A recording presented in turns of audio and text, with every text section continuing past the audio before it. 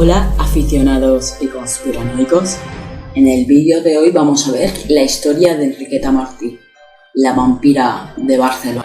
Asesina, una hiena, una bestia humana. Han circulado estos días por Barcelona alarmantes rumores respecto a la desaparición misteriosa de buen número de criaturas de corta edad.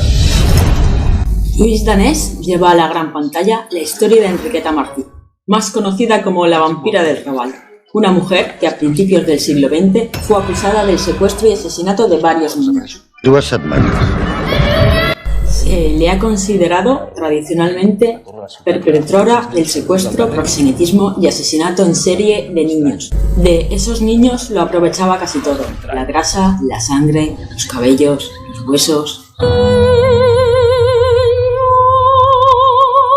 Más tarde, en 2014, investigaciones creen que solo se pudo probar fehacientemente el secuestro de una niña, Teresa Guitart, por lo que fue entonces condenada. Importa la veritat. Testimonis, informes clínics, declaracions. Llegeixi i sabrà qui és de veritat l'Enriqueta Martí. La vampira de Barcelona.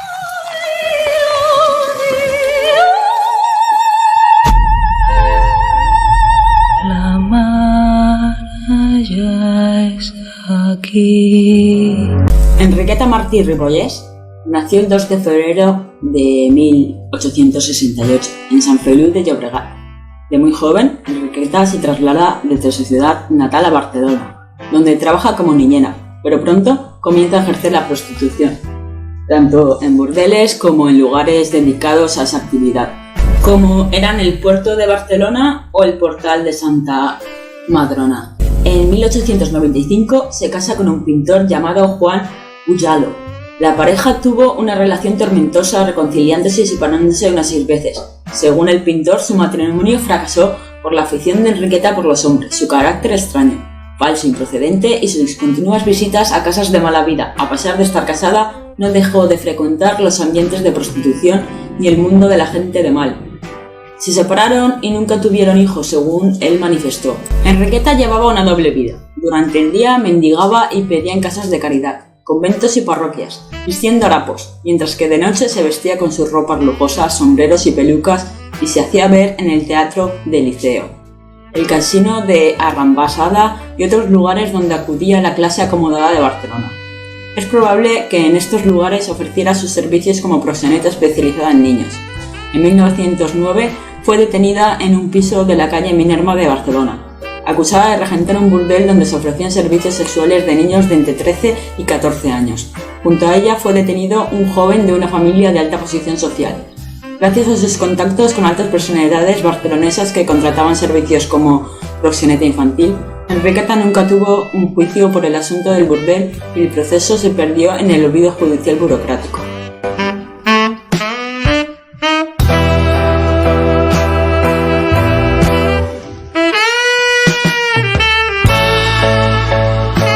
Sin embargo, no tenía ninguna necesidad de mendigar, ya que además de su trabajo como proxeneta de niños, también ejercía la profesión de curandera y su doble trabajo le daba suficiente dinero para vivir sin problemas. Enriqueta ofrecía sus ungüentos, pomadas, filtros, cataplasmas y pociones, especialmente para curar la tuberculosis, tan temida en aquella época, y todo tipo de enfermedades que no tenían cura en la medicina tradicional.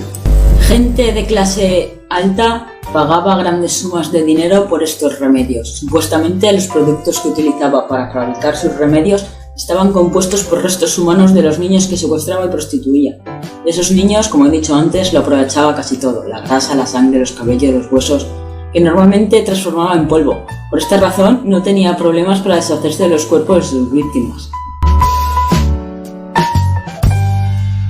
El 10 de febrero de 1912 secuestró a Teresita Millard Congost. Durante 2 semanas todo el mundo la buscó y en esta ocasión hubo una gran indignación popular, ya que se demostraba que el temor de la población por los secuestros infantiles era fundado y que las autoridades habían sido extremadamente pasivas con este tema.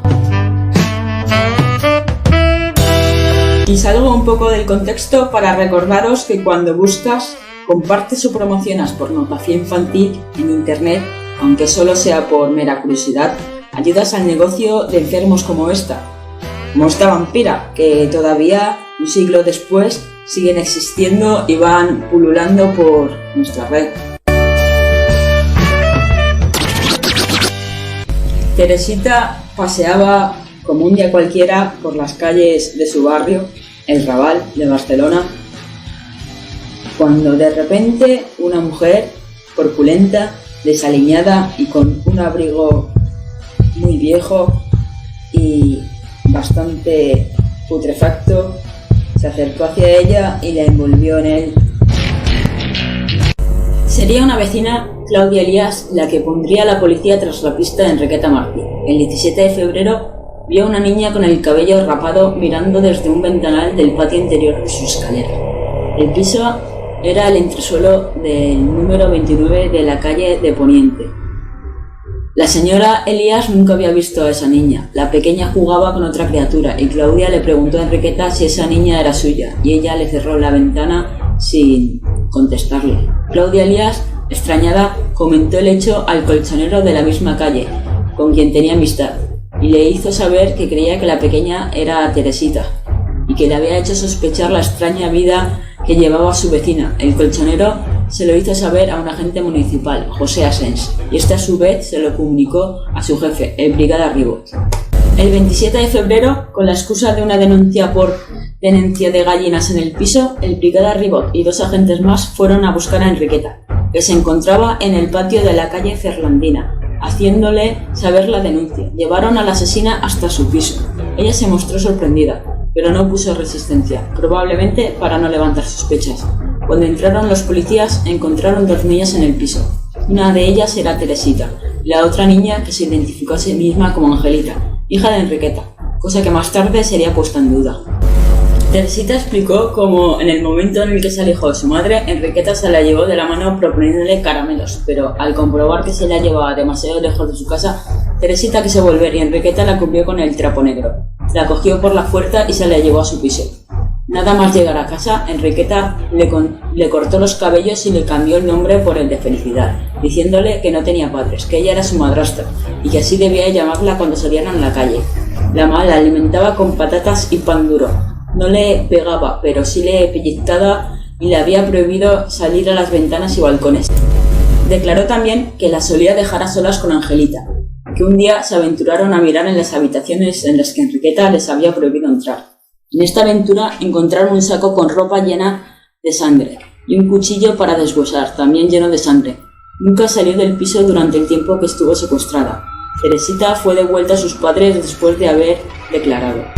Enriqueta fue interrogada sobre la presencia de Teresita Miral en su casa y ella dio como explicación que había encontrado perdida a la niña un día antes en la ronda de San Pablo. Su vecina Claudia desmintió esto porque la había visto en su casa muchos días antes de la detención.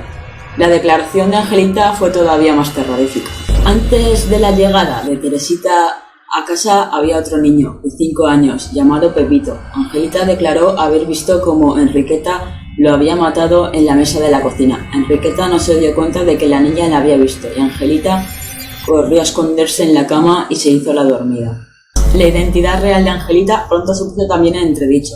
La niña no sabía sus apellidos y decía ser hija de Enriqueta. Su padre se llamaba Juan, pero que nunca la había visto. La secuestradora sostenía que Angelita era hija suya, pero algunos vaguedades incongruentes de las primeras declaraciones de Enriqueta le hicieron sospechar. Enriqueta cambiaba su primer apellido Martí por Marina. Durante las declaraciones a la policía confesó su auténtico apellido, hecho que fue corroborado por el testimonio de su marido Juan Pujal.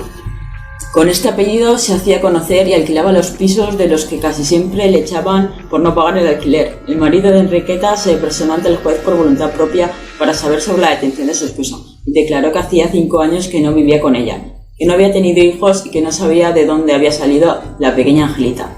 Además declaró que Enriqueta ya había mentido en el pasado con un falso embarazo y un falso parto. Un examen médico corroboró que Enriqueta no había parido nunca. Al final Enriqueta confesó que cuando había asistido a su cuñada en el parto, María Puyalo, le había mentido haciéndole creer que la criatura había muerto al nacer, para quedarse con ella. En una segunda inspección del piso se encontró el saco del que hablaban las niñas, con ropa de niños llena de sangre y el cuchillo. También encontraron otro saco con ropa sucia que en el fondo tenía huesos humanos de pequeñas dimensiones, al menos unos 30. Los huesos tenían marcas de haber estado expuestos al fuego. Encontraron también un salón sustanciosamente decorado con un armario con bonitos vestidos de niño y niña. En el salón, que contrastaba con el resto del piso, que era una gran austeridad y pobreza y donde olía mal. En otra habitación cerrada con llave encontraron el horror que escondía Enriqueta Martí. En ella había unas 50 jarras, botes y palanganas con restos humanos en conservación, grasa hecha manteca, sangre coagulada, cabellos humanos, esqueletos de manos, polvo de hueso, etc. También botes con las pociones, pomadas y ungüentos ya preparados para su venta. Sus clientes eran personas de las más altas esferas de la alta sociedad catalana de aquel entonces. En lo referente a Pepito, se le preguntó por su paradero, y ella dijo que ya no estaba con ella, que se le había llevado al campo porque se había puesto enfermo. Repetía la excusa que le había dado a la vecina, la señora Claudia Elías, cuando ésta le preguntó por el niño, extrañada de no verlo ni escucharlo. Pepito había llegado a sus manos, según ella, porque una familia le había confiado al niño para que se hiciera cargo de él. Sabían de la existencia del pequeño tanto por el testimonio de Angelita como el de la vecina Claudia Elías, que le había visto en alguna ocasión. El testimonio de su asesinato, explicado por Angelita, más las pruebas de la ropa encontrada en el saco y el cuchillo, y algunos restos de grasa fresca, sangre, huesos, hicieron añicos la excusa de la asesina. Estos restos eran de Pepito. Tampoco pudo justificar cuál era la familia que le había confiado al niño, quedando claro así que el pequeño era otro menor secuestrado.